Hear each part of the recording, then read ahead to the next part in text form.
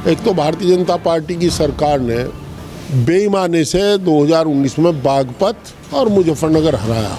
उसका मलाल आदरणीय स्वर्गीय चौधरी अजीत सिंह साहब को भी सारी उम्र रहा। आदरणीय जयंत चौधरी जी से मेरी 22 या 23 तारीख में उनके आवास पर 1.5 घंटा बात हुई। उन्होंने खुले मन से बात की और सारी राजनीतिक चर्चा हुई। कोई व्यापारिक या खेती की बात तो हम कर नहीं रहे थे। अखिलेश यादव जी ये चाहते थे कि या तो इनका ही आदमी लड़े, हरेंद्र मलिक लड़े तो हमारे सिंबल पर लड़े, साइकिल पर लड़े। वो चाहते थे हैंडपंप पर लड़े। हमें वो हैंडपंप पर लड़ाने को मना कर रहे थे इसलिए कि उनका प्रयोग, हमारे आदरणीय अध्यक्ष जी का कहना था कि हमारा प्रयोग सफल नहीं हुआ। जो लोग नलके पर गए साइकिल वाले, वे नलके होके रह गए। जब राष्ट्रीय लोकदल के साथ एक समीकरण था, अब आपको चुनाव में क्या समीकरण दिखाई दे रहा है? चौधरी चरण सिंह को भारत रत्न दिया गया, लग रहा है कि जो राष्ट्रीय लोकदल का वोट था वो आपके साथ कन्वर्ट होगा ना? ईवीएम देवी की कृपा है। सुना है पहले राउंड में बेईमानना कम हो। हम पहले राउंड में हम पढ़न जा रहे थे, बगरे का दंगल हुआ करे। जब ठाड़ा पहलवान विरोधी को घेर कर छाती में बैठ जाता, फिर बिडावा कुछ नहीं कर सका था। हम वोट मार्जिन हमारा इतना, हम जीत कर साफ जाएंगे, किसी पर रुकते नहीं। नमस्कार, स्वागत है आपका न्यूज 80 पर। मैं हूं आपके साथ राहुल राणा। 2024 के लोकसभा चुनाव को लेकर समाजवादी पार्टी ने अपनी दूसरी लिस्ट जारी कर दी, जिसमें मुजफ्फरनगर से हरिंदर मलिक को समाजवादी पार्टी ने प्रत्याशी बनाया है। अब मुजफ्फरनगर का लोकसभा चुनाव अब दिलचस्प होता जा रहा है, क्योंकि इस बार राष्ट्रीय लोकदल चुनाव से ऐन पहले भाजपा के साथ साथी हो चले। लेकिन अब यहां का जो चुनाव है वो कैसा होने जा रहा है और क्या तैयारी समाजवादी पार्टी की है, और क्या हरिंदर मलिक इस बार जो चुनाव लड़ने जा रहे हैं उनके नीति रहेगी और क्या उनकी रणनीति रहेगी, तमाम मुद्दों पर बातचीत करेंगे। और मेरे साथ बातचीत करने के मलिक साहब, आपका बहुत बहुत शुक्रिया, धन्यवाद। और सवाल यही कि अब राष्ट्रीय लोकदल अब नहीं है, आप लोग समाजवादी पार्टी के कैंडिडेट अब बनाए गए हैं, तो सबसे पहले ये समझना चाहता हूं कि चुनौती क्या आपके सामने सब? देखिए, हमारा भारतीय जनता पार्टी से चुनाव होगा, राष्ट्रीय लोकदल से हमारा चुनाव नहीं है। ये सही है कि राष्ट्रीय लोकदल अब हमारे गठबंधन में नहीं है या हम उनके गठबंधन में नहीं है। हम साथ साथ चुनाव लड़े थे, अब वो नहीं है, दुखद स्थिति है। परंतु सरकार के खिलाफ, सरकार के जुल्म और ज्यादती के खिलाफ हम लोग चुनाव लड़ेंगे, चुनाव मैदान में उतरे पूरी तैयारी के साथ। चुनाव में भारतीय जनता पार्टी को शिकस्त देने का काम करेंगे।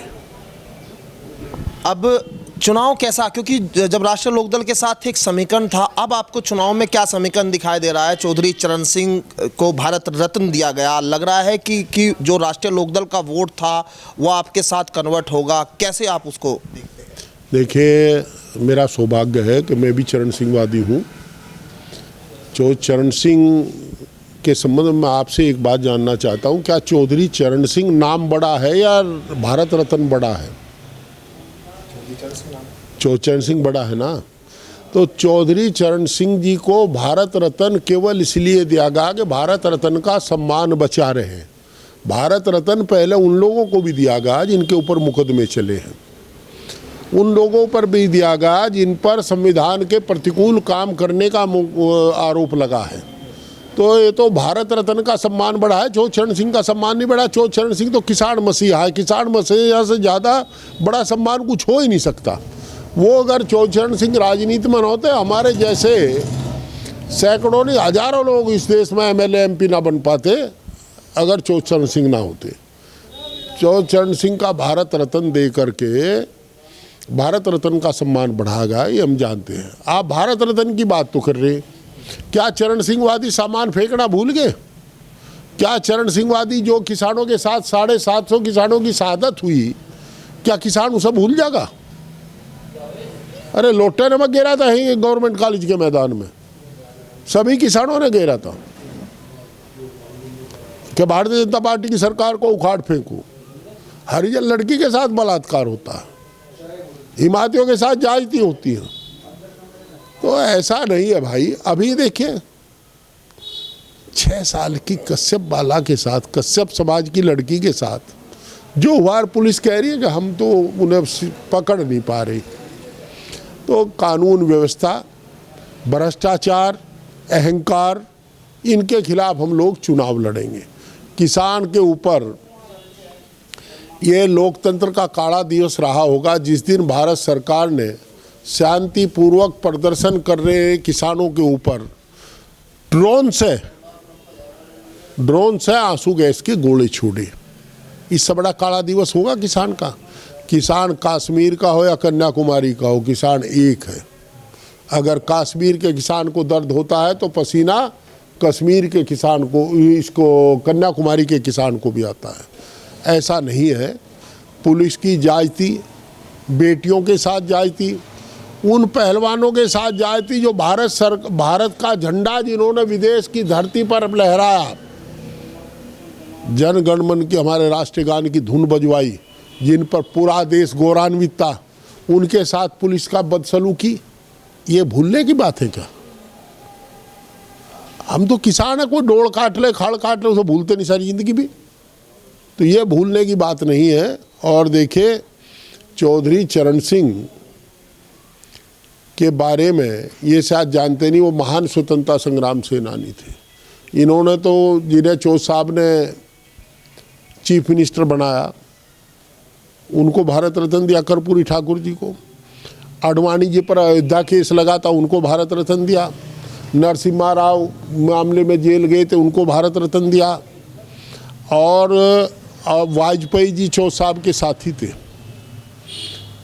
निष्कलंक जीवन था अटल बिहारी वाजपेयी जी का भी, परंतु स्वामीनाथन का वे भारत रत्न तो दे रहे, और जो किसान स्वामीनाथन को ठीक बता रहे, उसकी रिपोर्ट लागू करने कह रहे, उन आंसू गैस के गोले छोड़ रहे। 750 किसानों की शहादत है। तो ये नहीं है। जो चरण सिंह बहुत बड़ी शख्सियत है। हम लोग तो सौभाग्यशाली है कि उनके चरणों में बैठ कर के राजनीति सीखी। जिस चरण सिंह की बात करते हैं, आपको एक बात, राम प्रसाद गुप्ता चीफ मिनिस्टर थे यूपी के, उन पर किसी ने भ्रष्टाचार का आरोप लगा दिया तो राम प्रकाश गुप्ता जी ने क्या मिसाल दी, आप सुनकर के गौरवान्वित होंगे। उन्होंने कहा, मैं चौधरी चरण सिंह की कैबिनेट में रहा हूं, इसलिए मेरे बेईमानी का आरोप तो लगाया नहीं जा सकता। ये चरण सिंह थे, उनकी तुलना कहाँ करेंगे? क्योंकि मैं चुनाव की बात कर रहता हूँ, 2019 में चौधरी अजीत सिंह यहाँ करीब 6000 वोटों से चुनाव हार गए थे, जब उस समय जो है गठबंधन था आप लोगों का। अब क्योंकि कहीं ये भी है कि आप लोग समाजवादी पार्टी में है और यहाँ अब गठबंधन अलग हो गया, क्योंकि वो उस समय भी भाजपा जीतकर संजीव बालियान चुनाव जीते। अब आप जो है वो कैसे आप लोगों ने समीकरण, एक क्योंकि लोग भी समझेंगे, जनता आप बताएंगे कि वो समीकरण कैसे आप पार पाएंगे, वो उस समय चुनाव हारे और आप जो है कैसे जीते? मैं आपको बताऊं, चौधरी चरण सिंह वास्तव में बहुत बड़े नेता थे। चौधरी अजीत सिंह जी, चौधरी अजीत सिंह बड़े नेता थे। उनके साथ जो होता है स्वाभाविक वही हुआ। एक तो भारतीय जनता पार्टी की सरकार ने बेईमानी से 2019 में बागपत और मुजफ्फरनगर हराया।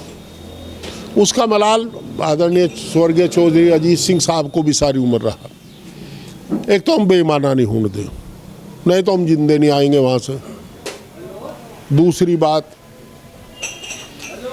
बड़ा सीधा सा मामला है कि जो नेता के साथ होता है वो आदरणीय अजीत सिंह साहब के साथ हुआ। बड़े नेता के चारों तरफ को लोग घूमते हैं। जितने नेता जिला स्तरीय नेता थे सब उनके चारों तरफ घूमते रहे, काम शायद उतना नहीं किया। हमारा जो समर्थक है वो अपने आप को हरिंदर मलिक समझता है। हमारा समर्थक कट कट करके वोट डलवाएगा। जहाँ 84 और 90% पोल हुआ है, फर्जी वोटिंग हमारे चुनाव में नहीं होगा। हमारी पहली प्राथमिकता फर्जी वोटिंग रोकने की है, हम नहीं होने देंगे। और जहाँ तक जीत का समीकरण है, जो अलायंस की वोट है, भारतीय जनता पार्टी से हमारा चुनाव है। अजीत सिंह जी का चुनाव भी भारतीय जनता पार्टी से था। अपने लोगों को हम मनावेंगे और खुशामद करेंगे, मेहनत करेंगे, मिन्नत करेंगे, अपने लोगों को मना लेंगे, ऐसा हमारा विश्वास है। आपने एक बात और कही थी कि जो मौजूदा सांसद है या मौजूदा सरकार में लोग हैं, वो तख्ती जो है अपनी लगा लेते हैं नाम की। काम आप लोग करते हैं, आपके बेटे विधायक भी है, और आप लोग भी जो है क्षेत्र में लंबे समय से जो है सक्रिय राजनीति में, अब कहीं वो उसका फर्क आपको लगता है कि तख्ती लगाने से वोट कहीं डाइवर्ट हो जाएगा? नहीं, तख्तियों से कोई वोट डाइवर्ट नहीं होता। और देखिए, मैं आपको बताऊं, आदत हो, हमने कभी तख्ती नहीं लगाई। तख्तियों से वोट डाइवर्ट नहीं होता। मुद्दे बहुत हैं। पश्चिम उत्तर प्रदेश का आदमी स्वाभिमानी है, सम्मान चाहता है, और सम्मान यहाँ गिरा है। सरकार ने लोगों के स्वाभिमान पर ठेस पहुँचाई है, चोट पहुँचाई है। हम लोगों का स्वाभिमान लौटाएंगे, उनका सम्मान जिंदा करेंगे। जो हमारी ये राजनीति की नर्सरी थी, चाहे लेबर यूनियन हो, चाहे कोऑपरेटिव के चुनाव हो, चाहे लोकल बॉडीज के, हम उन्हें बिल्कुल हस्तक्षेप से मुक्त रखेंगे और जो चुना जाएगा उसका सम्मान करेंगे। अब सम्मान गिरा है लोगों का। अब तो नॉमिनेशन कैंसिल कर दिए गए ब्लॉक प्रमुखी में, कोऑपरेटिव में, तो ऐसा नहीं होना देंगे। अच्छा, गठबंधन जब समाजवादी पार्टी और राष्ट्रीय लोकदल का था तो मुजफ्फरनगर की सीट पर बड़ी खींचतान थी। आप भी तैयारी कर रहे थे, उधर राष्ट्रीय लोकदल के भी कई प्रत्याशी तैयारी कर रहे थे, और लोग कहने लगे थे कि ये मुजफ्फरनगर की सीट की वजह से कहीं गठबंधन जो है वो टूट ना जाए। आप लोग राजनीति को भाप लेते समझते हैं, क्या जयंत चौधरी जब गठबंधन से अलग हुए कहीं ये एक कारण रहा? नहीं, ऐसा कुछ नहीं है। ये तो हमारे जो मित्र लोग हैं उनकी कपोल कल्पित बातें हैं। आदरणीय जयंत चौधरी जी से मेरी 22 या 23 तारीख में उनके आवास पर 1.5 घंटा बात हुई। उन्होंने खुले मन से बात की और सारी राजनीतिक चर्चा हुई। कोई व्यापारिक या खेती की बात तो हम कर नहीं रहे थे। 1.5 घंटा उन्होंने बड़ा सौहार्दपूर्ण वातावरण में हमारी बात हुई। उनके बहनोई थे और शहजाद अख्तर थे। अच्छी बातें हुई, कभी उनके मन में ऐसा नहीं था। और वो बार बार एक बात हमने उनकी पहले भी देखी थी कि वो जब हाँ कर देते थे फिर कोई बात नहीं होती। उन्होंने मुझे कहा, नहीं आप लड़ लो। एक बात वो चाहते थे कि मेरे सिंबल पर लड़ लें। अखिलेश यादव जी ये चाहते थे कि या तो इनका ही आदमी लड़े, हरेंद्र मलिक लड़े तो हमारे सिंबल पर लड़े, साइकिल पर लड़े। वो चाहते थे हैंडपंप पर लड़े। उसका भी आखिर में ये हो गया था कि भाई जो जयंत चौधरी चाहेंगे वो हो जाएगा। हमारे मामले में कोई विवाद नहीं था। मुझे तो बुला करके 15 दिन पहले हमारे आदरणीय अध्यक्ष जी ने ये कह दिया था कि सेक्रीफाइस को तैयार रहना। मैं किसी भी दशा में गठबंधन नहीं तोड़ना चाहता। हो सकता है कि मुजफ्फरनगर छोड़ना पड़ सके। तो आपने देखा होगा मैंने 15-20 दिन प्रचार बंद कर दिया था। तो ऐसे में ये कहना गलत है। मुजफ्फरनगर पर ना कोई जीतती ना थी। इतना ज़रूर था कि आपसी सहमति से कैंडिडेट जिताऊ लड़ाया जाएगा।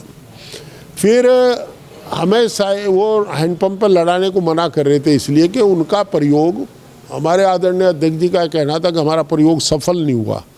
जो लोग नलके पर गए साइकिल वाले, वे नलके ही होके रह गए, वे RLD के ही हो गए। चाहे अनिल कुमार जी हो, राजपाल सैनी जी हो, या ये चंदन चौहान जी हों, गुलाम मोहम्मद जी हों। तो ऐसी काम वो अब की बार ये नहीं था।